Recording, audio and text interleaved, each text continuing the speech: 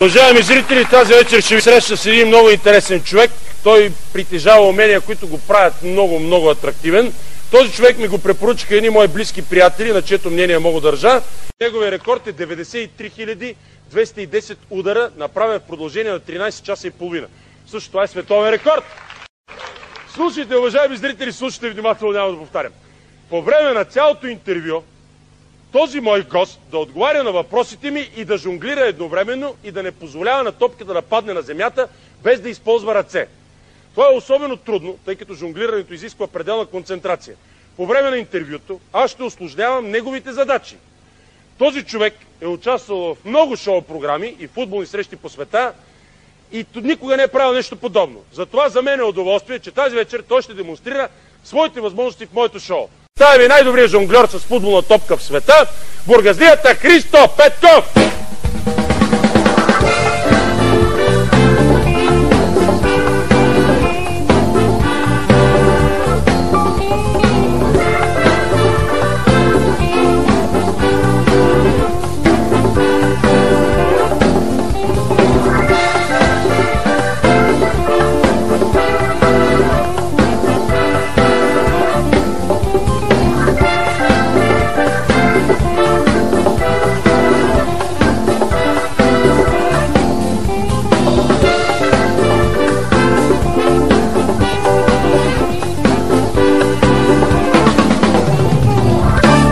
Здрасти!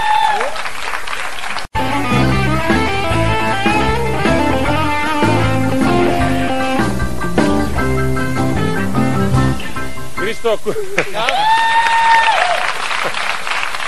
А можеш ли седнал? Мога седнал някакъв път, като ме домързи, мога и да легна. Добре, ела заповядай да седнеш тогава. За малко. Колкото време издържиш, тъй като аз ти поставих условие, че по време на цялото интервю всъщност ще трябва топката да не пада на земята. Правил ли си нещо подобно, по принцип? Първи път. За първи път.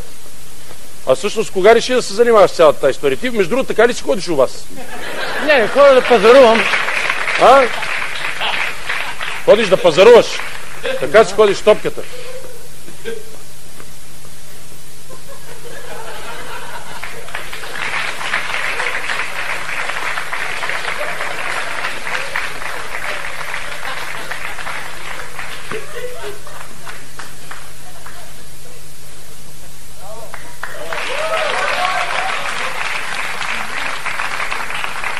Кога реши, бе, приятелю, да се занимаваш с цялата тази история, да жонглираш с топка или футболист ли си бил? От малък. Чакай малко да настроим топката. Така.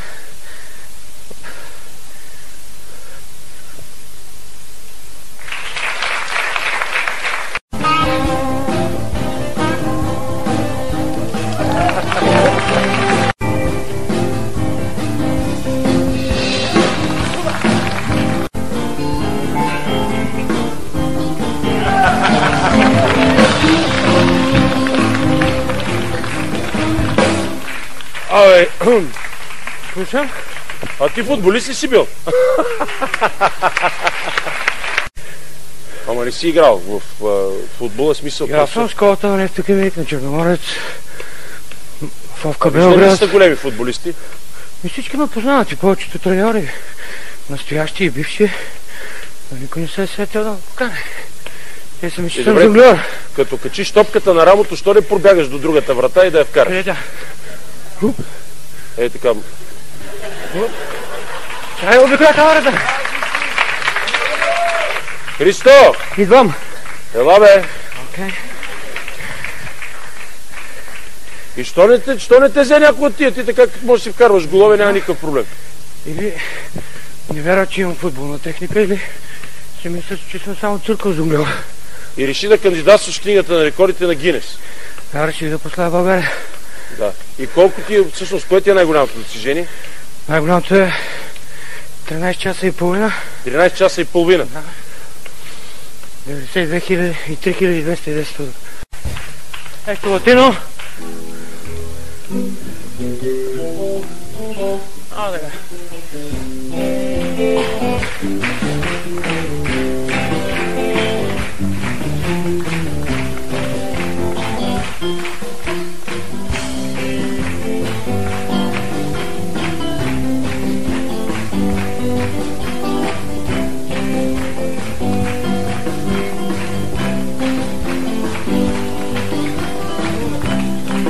Аз бях чул, че има някакъв поляк, който се опитва също да положи такъв рекорд за Гинес.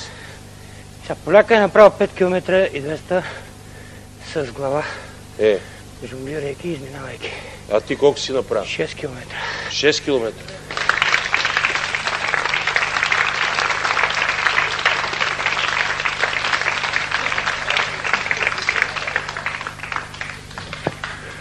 Това нещо, към което се стремиш сега?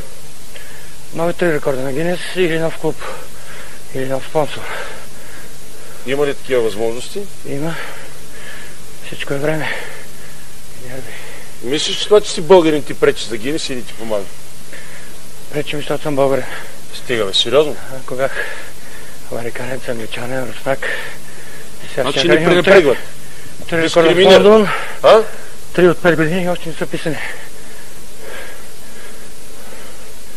Нищо, ще успееш, бе. Си волеви човек, ще успееш. Знам, не си. Нали? Да. Христо, сега трябва да пише в книгата. Да, това е за тебе. Чакай само да покажем. Това от Шампионската лига топка. Това за кого е? Това е шапката от Португалия на Адидас за Росен и това е фанелката. Това е за Георги. Добре, ще им ги предам. Би ли прочел, Христо, какво си ми написал? Значи с пожелание на вашия екип на Слави да се видим на следващото космическо шоу след 30-40 години. Уважаеми зрители, на гости беше най-добрият жонглер с футболна топка в света. Той е българин, бургазията Христо Петков. Благодаря ти, приятели. Благодаря.